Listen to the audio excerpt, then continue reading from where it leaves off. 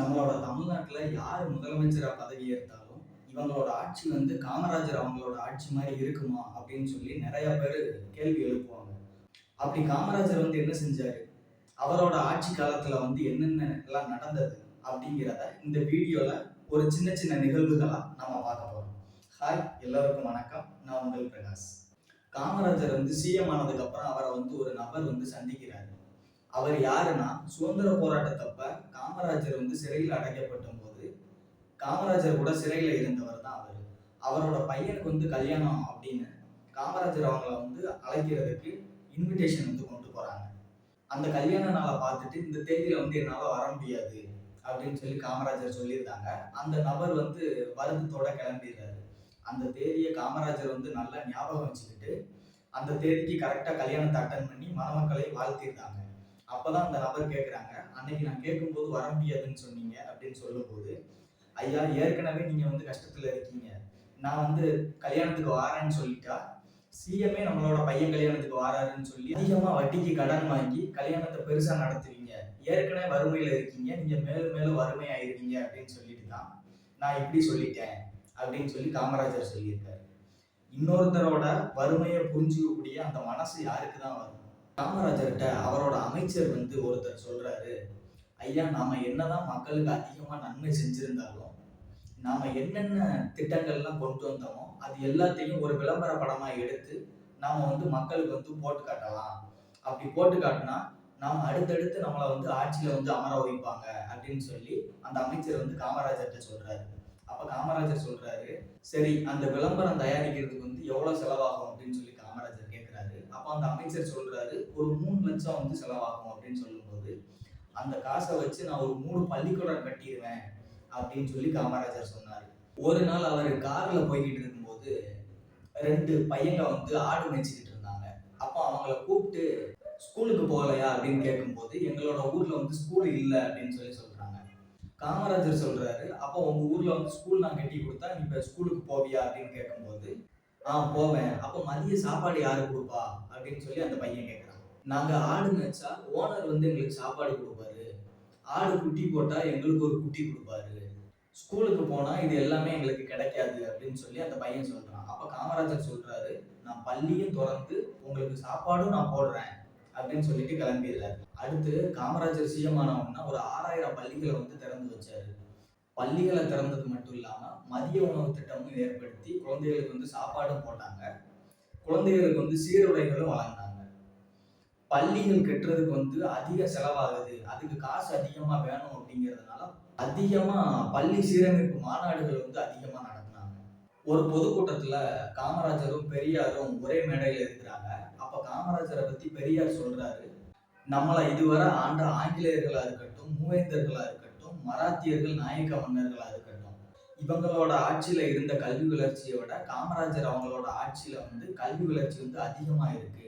அதனால இன்னொரு 10 வருஷத்துக்கு இவரை விட்டுறாதீங்க, காமராஜரை வந்து சிஎம்மாவே வச்சிருங்கன்னு சொல்லி பெரியார் வந்து மக்கள்கிட்ட வந்து சொல்லியிருப்பாரு. ஒரு தடவை காமராஜர் அவங்க வந்து மதுரைக்கு போனப்ப அவர் வந்து ஒரு விருந்தினர் மாளிகையில வந்து தங்கியிருந்தார். அப்ப தங்கியிருக்கும் போது அந்த விருந்தினர் மாளிகையில வந்து கரண்ட் கட் ஆயிடுச்சு.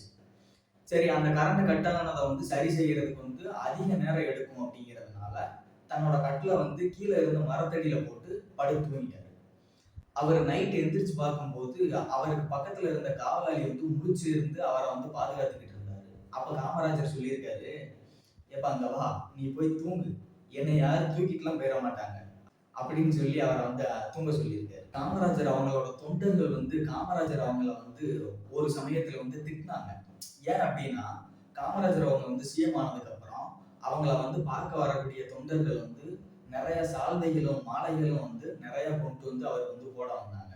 அப்ப காமராஜர் வந்து அந்த சால்வைகள் எல்லாத்தையும் வாங்கிக்கிட்டு மாலைகள் எதையுமே வாங்கல.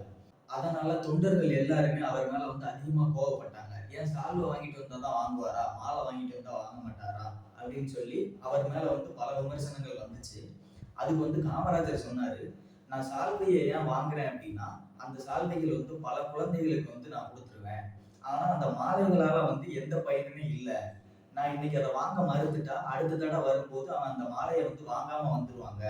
அதனாலதான் அந்த மாலையை வந்து நான் வாங்கல அப்படின்னு சொல்லி காமராஜர் சொன்னாராம். அது மட்டும் இல்லாம கூட்டத்துல வந்து தன்னோட கால்ல விழுந்தவங்களையும் அவர் வந்து மதிக்கவே இல்ல. என் கால்லலாம் விழக்கூடாது அப்படின்னு சொல்லி அவங்கள வந்து திட்டி அனுப்புனாங்க அப்படிங்கிறதெல்லாம் சொல்றாங்க. காமராஜர் அவங்களோட அம்மா வந்து காமராஜருக்கு கடிதம் எழுதுறாங்க. எழுதும்போது, "ஐயா நீ மாதம் மாதம் எனக்கு வந்து ரூ. 120 அனுப்புற. எனக்கும் ஒரு ரூ. 30 கூட போட்டு ரூ. 150 அனுப்பு. ஏன் அப்படின்னா, நீ சிஎம் ஆயிட்ட. அதனால நம்மளோட வீட்டுக்கு வந்து நெறைய விருந்தினர்கள் வந்து வாராங்க. அவங்களுக்கு காஃபி, கலர் அந்த மாரி வாங்கி குடுக்கணும்." அப்படின்னு சொல்லி காமராஜரோட அம்மா வந்து கடிதம் எழுதுறாங்க. அதுக்கு காமராஜர் சொல்லியிருக்காரு, "அதெல்லாம் நமக்கு சரிப்பட்டு வராது. வந்தவங்க அவங்களா திரும்ப போயிருவாங்க. தன்னோட தங்கச்சி பையனுக்கு கல்யாணம் அப்படிங்கிறதுனால நம்ம வீட்டுக்கு பக்கத்திலே பாத்ரூம் கட்டுறதுக்கு ஒரு சின்ன இடம் வருது. அதை வாங்குறதுக்கு ஒரு ரூ. 3000 தேவைப்படுது. நீ போட்டு விடு அப்படின்னு சொல்லும்போது காமராஜர் அவங்க சொன்னாங்களாம், இந்த இடத்த வாங்குறதுக்கு நான் ரூ. 3000 கொடுத்தேன் அப்படின்னா வெளியில இருக்கிறவங்க நான் பெரிய மாளிகையே வாங்கிட்டேன் அப்படின்னு சொல்லி அவதூறு பரப்புவாங்க. அதனால வேணாம் அப்படின்னு சொல்லி காமராஜர் சொல்லியிருக்காரு. ஒரு தடவை காமராஜர் அவங்கள வந்து ட்ரைனிங் டாக்டர்ஸ் எல்லாருமே வந்து சந்திச்சாங்க. அதாவது எம்பிபிஎஸ் முடிச்சு ஒரு வருஷம் வந்து ட்ரைனிங்ல இருப்பாங்க. அந்த ட்ரைனிங் சமயத்துல வந்து அவங்களுக்கு வந்து எதுவுமே சம்பளமே வழங்காம இருந்துச்சு. அவங்க ட்ரைனிங்ல சேர்ந்து 6 மாசமும் ஆச்சு. அதுவரைக்கும் அவங்களுக்கு எதுவுமே குடுக்கல. அப்ப காமராஜர் அவங்க கிட்ட போய் அந்த ட்ரைனிங் டாக்டர்ஸ்லாம் கேட்கும்போது, அவங்களோட கோரிக்கையை ஏத்துக்கிட்டு அவங்களுக்கு மாதம் ரூ. 105யும் அது மட்டும் இல்லாம அவங்க கடந்த 6 மாசமும் சம்பளம் வாங்காதனால அந்த 6 மாதத்துக்கும் சேர்த்தும் அவங்களுக்கு வந்து அமௌண்ட் குடுத்திருக்காரு. காமராஜர் அவங்க கிட்ட அவங்களோட அமைச்சர்கள் எல்லாருமே சொல்லியிருக்காங்க, நாம சென்னையில இருக்கிற குட்டி குட்டி நகரங்கள் எல்லாத்தையுமே ஒன்றிணைச்சு பெரிய நகரமா மாத்துவோம். அதுக்காக நம்ம வெளிநாடுகள் போய் ஒரு சில நாடுகளை வந்து பார்வையிட்டு வருவோம் அப்படின்னு சொல்லி காமராஜர்கிட்ட சொல்றாங்க. அப்ப காமராஜர் சொன்னாராம், நீங்க வெளிநாடுகள்லாம் போக வேண்டாம். மதுரைக்கு போய் மீனாட்சி அம்மன் கோயில போய் சுத்தி பார்த்துட்டு வாங்க. அங்க இருக்கிற அந்த விஷயங்களையே நாம சென்னையில வந்து உருவாக்கலாம். மக்களோட பணம் என்ன தெருவிலையா கிடக்கு அப்படின்னு சொல்லி புத்திமதி சொல்லியிருக்காரு. ஒரு தடவை ஒரு பொதுக்கூட்டத்துல காமராஜர் அவங்க வந்து கலந்துகிட்டு இருக்கும்போது மேடையை பார்த்தே எல்லா ஃபோக்கஸ் லைட்டுமே இருந்திருக்கு. மக்கள் இருக்கிறதே தெரியல. அவங்க இருக்கிறது எல்லாமே ஒரே இருட்டா தெரிஞ்சிருக்கு. அப்ப காமராஜர் சொல்லியிருக்காரு, எதுக்கு மேடையை சுத்தி எனக்கே இவ்வளவு ஃபோக்கஸ்? மக்களை பார்த்து ஃபோக்கஸ் லைட்டை வைங்க. அப்பதான் அவங்க வந்து என்ன சொல்ல வர்றாங்கங்கிறது எனக்கு புரியும். அவங்களோட வாழ்க்கை வந்து எந்த தரத்துல இருக்கு அப்படிங்கிறத நான் புரிஞ்சுக்கிட்டு அதை வந்து நான் சரி செய்ய முடியும் அப்படின்னு சொல்லி காமராஜர் சொல்லியிருக்காரு. காமராஜரை சந்திக்க 2 குழந்தைகள் வந்து வராங்க. அவங்கள வந்து வெளியில இருக்கிற காவலாளி வந்து உள்ள விடல. அவங்களோட சத்தம் கேட்டு காமராஜர் வந்து வெளியில என்னப்பான்னு கேட்கும்போது, அந்த சின்ன பொண்ணு சொன்னுச்சு, என்னோட அண்ணனுக்கு வந்து எக்ஸாம் ஃபீஸ் கட்டுறதுக்கு வந்து காசு இல்ல. அதை உங்ககிட்ட கேட்டு வாங்கிட்டு போலான்னு தான் வந்தோம் அப்படின்னு சொல்லி அந்த பொண்ணு சொல்லும்போது, காமராஜர் அவங்க சேமிச்சு வச்ச பணத்தை வந்து அந்த பொண்ணு கிட்ட வந்து கொடுக்குறாங்க. அந்த பையனுக்கு வந்து எக்ஸாம் ஃபீஸ் கட்டி மறுநாள் எக்ஸாம் எழுதிட்டு வந்து காமராஜர் அவங்க கிட்ட வந்து அந்த 2 பேரும் வந்து சொல்லும்போது, அவர் வந்து உலகத்திலே அப்படி ஒரு மகிழ்ச்சியை வந்து அடைஞ்சதில்லை அப்படிங்கிறதையும் காமராஜர் சொல்லியிருக்காரு. ஒரு நாள் காமராஜர் அவங்களோட வீட்டுக்கு வந்து அவரோட நண்பர் ஒருத்தர் வந்தாரு. அப்போ நாம இவ்வளவு நாள் வந்து ஒரே சைவமா சாப்பிட்டோம், இன்னைக்கு அசைவம் சாப்பிடலாம் அப்படின்னு சொல்லி ஒரு 4 முட்டை வாங்கிட்டு வா அப்படின்னு சொல்லி காமராஜர் வந்து அனுப்புறாரு. அப்ப அவர் நண்பர் சொல்றாரு, சிஎம் வீட்டு விருந்து மீன், சிக்கன், மட்டன் இருக்கும்னு பார்த்தா முட்டையோட முடிச்சிட்டீங்க அப்படின்னு சொல்லி கேட்கும்போது, அதெல்லாம் நமக்கு வந்து கட்டுப்படி ஆகாது. அந்த காசை வச்சு குழந்தைங்களோட படிப்புக்கு வந்து நான் யூஸ் பண்ணிப்பேன் அப்படின்னு சொல்லி காமராஜர் சொல்லியிருக்காரு. 1969 நாகர்கோயில்ல நடந்த இடைத்தேர்தல்ல 1,28,000 ஓட்டு வித்தியாசத்துல வந்து காமராஜர் அவங்க வந்து ஜெயிச்சாங்க. அப்போ அவங்களோட அம்மாவுக்கு வந்து உடம்பு சரியில்லை அப்படின்னு தெரிஞ்சு அவங்களோட வீட்டுக்கு போனப்ப அவங்க அம்மா சொன்னாங்களாம், நீ நம்ம வீட்டுல சாப்பிட்டு 25-30 வருஷம் ஆச்சு, இன்னைக்கு கண்டிப்பா சாப்பிட்டு தான் போகணும் அப்படின்னு சொல்லி அவங்களோட அம்மா சொல்லியிருக்காங்க. ஒரு தடவை காமராஜர் வந்து கார்ல போய்கிட்டு இருக்கும்போது 2 கிராமத்துக்கு நடுவுல ஒரு ஆத்துல ஃபுல்லா தண்ணி போகுது. இந்த மழை நேரத்துல வந்து ஒரு கிராமத்துல இருக்க குழந்தைகள் வந்து மற்றொரு கிராமத்துல போய் படிக்க முடியாது அப்படிங்கிறத வந்து சொல்றாங்க. அப்போ அந்த கிராமத்துலயும் ஒரு பள்ளிக்கூடத்தை வந்து கட்டிட வேண்டியதானு காமராஜர் கேட்கும்போது, அதுக்கெல்லாம் நம்ம சட்டத்துல வந்து இடம் இல்லை அப்படின்னு அமைச்சர் சொல்லும்போது, மக்களுக்காக தான் சட்டமே தவிர சட்டத்துக்காக மக்கள் வந்து கிடையாது அப்படின்னு சொல்லி காமராஜர் சொன்னார். இப்படி இவர் கல்விக்காக நிறைய நலத்திட்டங்கள் செஞ்சதுனால இவருக்கு வந்து டாக்டர் பட்டம் கல்விக்காக வழங்கினாங்க. ஆனா அவர் அதை வாங்க மறுத்துட்டார். காமராஜர் அவங்களோட ஆட்சி காலத்துல வந்து தொழில்துறை வந்து மற்ற மாநிலங்கள் எல்லாம் பின்னுக்கு தள்ளி தமிழ்நாட்டை வந்து 2வது இடத்துக்கு வந்து கொண்டு வந்தார். குழந்தைகளுக்கு மட்டும் நல்லா செஞ்சாரா அப்படின்னு கேட்டா அது மட்டும் இல்ல, விவசாயிகளுக்கும் கிணறு வெட்டக்கூடிய விவசாயிகளுக்கு 25% மானியத்தோட கடனும் வழங்கினாரு. அது மட்டும் இல்லாம ஆயில் இன்ஜின் பம்பு செட்டு வாங்குறதுக்கும் உதவி பண்ணாரு. பரம்பிக்குளம் ஆழியார் டேம் கட்டினதும் காமராஜர் அவங்க தான்.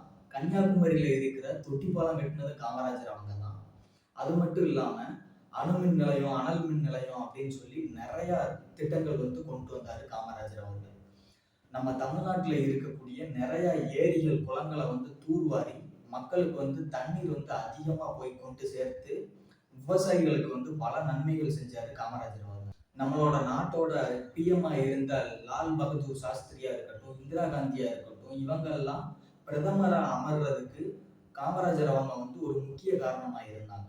காமராஜர் அவங்களோட சிறப்பு பெயர் அப்படின்னு பார்த்தோம் அப்படின்னா, கல்வி கண் திறந்தவர் காமராஜர், பெருந்தலைவர் காமராஜர், கருப்பு காந்தி காமராஜர், படிக்காத மேதை காமராஜர், ஏழை பங்காளர் காமராஜர், தலைவர்களை உருவாக்குபவர் காமராஜர் அப்படின்னு பல சிறப்பு பெயர்கள் இவருக்கு இருக்கு. கஷ்டத்தை அனுபவிக்காம எந்த ஒரு மனிதனும் தன்னோட வாழ்க்கையில ஜெயிக்கவே முடியாது அப்படிங்கிறத காமராஜர் சொல்றாரு. இந்த வீடியோல காமராஜர் அவங்களோட ஒரு சில நிகழ்வுகளை பார்த்தோம். அடுத்தடுத்து நிறைய வீடியோல உங்களை சந்திக்கிறேன். இந்த வீடியோ உங்களுக்கு பிடிச்சிருந்தா லைக் பண்ணுங்க, ஷேர் பண்ணுங்க. வீடியோ எப்படி இருந்துச்சுன்னு சொல்லி கமெண்ட் பண்ணுங்க. மறக்காம நம்ம சேனலை சப்ஸ்கிரைப் பண்ணி பக்கத்துல இருக்க பெல் ஐக்கானை தட்டிக்கோங்க. Thank you so much.